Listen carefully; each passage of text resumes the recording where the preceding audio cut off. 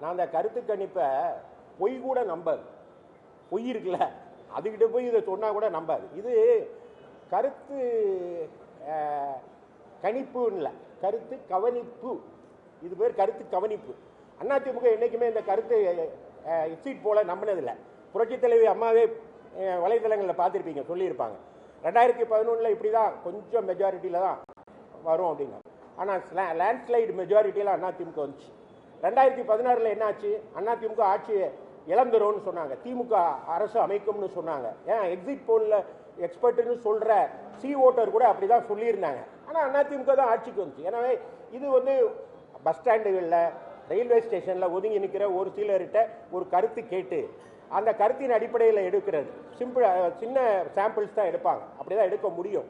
அப்போது ஒரு தொகுதியில் 2.5 லட்சம் வாக்காளர்கள், 2 லட்சம் வாக்காளர்கள் ஒரு 13 பேர்கிட்ட, மிஞ்சி போனால் 180 பேர்கிட்ட எடுக்கிறதுனால அந்த மொத்த வாக்காளருடைய மனதை பிரதிபலிப்பதாக அது இருக்காதுங்கிறதுனால நாங்கள் எப்போவுமே இது போன்ற எக்ஸிட் போல்களை நம்புறதில்லை.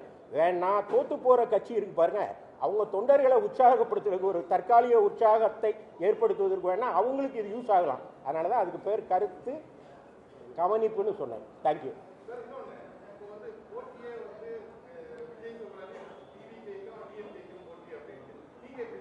இல்லை, இதை தான் நாங்கள் ஆரம்பத்திலேருந்து சொல்லிட்டு இருக்கோம். இது வந்து ஒரு கற்பனை கோட்டை. கிரவுண்ட் ரியாலிட்டி வேற. ஆட்சி மாற்றம் வேண்டும் என்று மக்கள் நினைக்கிறார்கள். அப்ப நல்லாட்சி வேணுங்கிறது தான் இந்த ஆட்சி வேணாம்னு நினைக்கிறாங்க.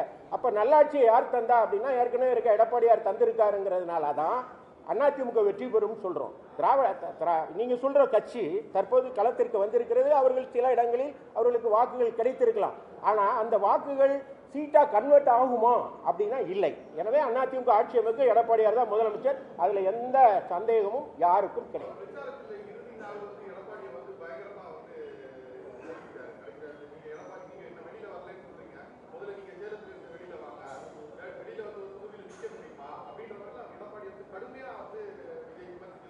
அதுக்கு ஏற்கனவே பதில் சொல்லிட்டோமே. எடப்பாடியார் திருச்செங்கோட்டில் எம்பி எலெக்ஷன் என்னாரு அப்படின்னு. ஏன் நீங்கள் உங்கள் தொகுதியில் நிற்க முடியாமல் ஏன் திருச்சிக்கெல்லாம் போகிறீங்க? நீங்கள் ஏன் போகிறீங்க? கிறிஸ்தவ வாக்கில் அதிகம் இருக்குன்னு தானே அந்த தொகுதியில் போட்டிக்கிட்டீங்கிறதெல்லாம் ஏற்கனவே நான் போட்டி அதிமுகவுக்கும் திமுகவுக்கும் தான். அதிமுக வெற்றி பெறும். நான் இந்த மாதிரி விஷயங்களுக்கெல்லாம் பலமுறை பதில் சொல்லிட்டேன். இப்போ பொறுத்திருங்க, திங்கட்கிழமைக்கு முடிவுகள் வரும்போது அதிமுக பலம் என்பது உங்களுக்கு தெரியும்.